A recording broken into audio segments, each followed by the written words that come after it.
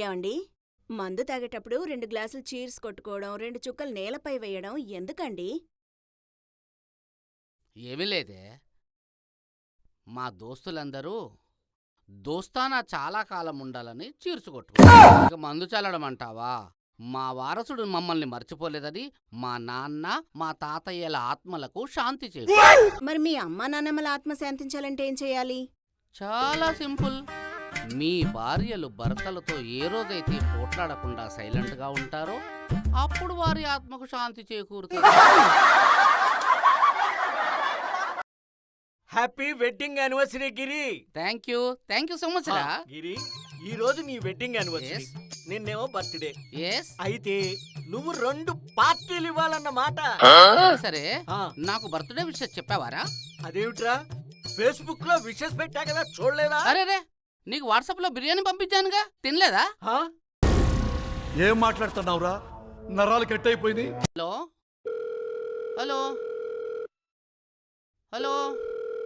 అరే, phone ring అవుతుంది కానీ మీ అన్న ఫోన్ ఎత్తుతలేడే, ఏం చేస్తుడో? నాకేం తెలుసు, నన్నడగబడితివి. బాత్రూంలో గిట్లుండేమో. ఆగా ఊరకు అగో మాట్లాడుతుండు. హలో బామ్మడిది.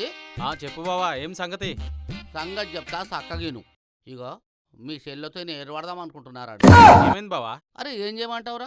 పాలకూర పప్పు వండమంటే టమాటా పప్పు వండుతుంది, చింతపండు తొక్కు నూరమంటే దోసకాయ తొక్కు నూరుతుంది, వంకాయ కూర వండమంటే బెండకాయ వండుతుంది, తలకాయ కూర చేస్తే తలకాయ లేనట్టు వండుతుంది. అట్లుందిరా మీ చెల్లెలు తలకాయ. ఇప్పుడు చెప్పు, ఏరు వడమంటావా వద్దంటావా? ఏమన్నా కాలబడురి బావా, మీ ఇష్టం.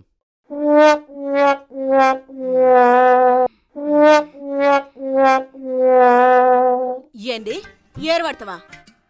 కమ్మ గొండి పెడుతుంటే 3 పూటలు దీన్ని కూస్తుంటూ ఎక్కడ ఏర్పడుతుంది నీకు?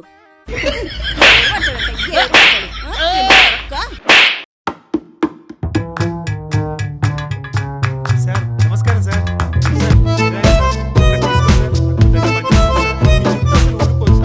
గ్యారంటీ ఇస్తాను సార్. 1+1 ఆఫర్ ఉంది సార్. ప్లీజ్ సార్ తీసుకోండి సార్. సార్ ఈఎంఐ ఆఫర్ కూడా ఉంది సార్. ప్లీజ్ తీసుకోండి సార్. అరే వద్దురా బాబు, ఎల్లుక నుంచి. సార్ తీసుకోండి సార్, డబ్బులు తర్వాత ఇచ్చినా పర్లేదు. తీసుకోండి సార్. మీ జుట్టు గుబురుగా పెరిగే గ్యారంటీ నాది సార్. తీసుకోండి సార్.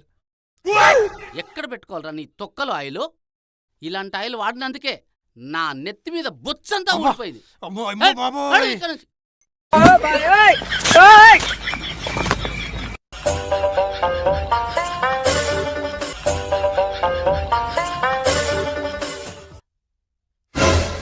నాయనా గిరి,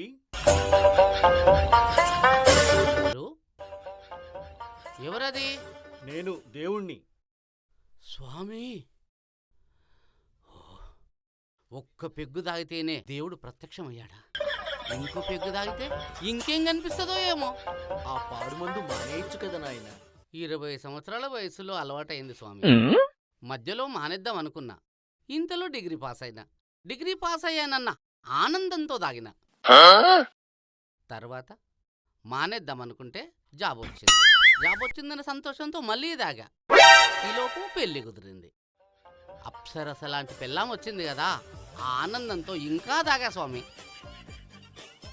మళ్ళీ మానేద్దాం అనుకున్నా, పిల్లలు పుట్టారన్న సంతోషంతో మళ్ళీ దాగా. ఆ తర్వాత పిల్లలు చదువులు, వాళ్ళ ఉద్యోగాలు, పెళ్ళిళ్ళు, పేరంటాలు, అబ్బబ్బబ్బబ్బబ్బబ్బ, ఈ సంసార వారం మోయలేక బాధతో తాగుతున్నా స్వామి. ఇప్పుడు ఏ కష్టమూ లేదుగా, మానేయచ్చు కదా. స్వామి, ఇన్నాళ్ళు బాధతో తాగాను, సంతోషంతో తాగాను. ఇంకేముంది స్వామి, మహా అయితే 10 సంవత్సరాలు. ఈ 10 ఏళ్ళైనా నా కోసం నన్ను తాగని స్వామి.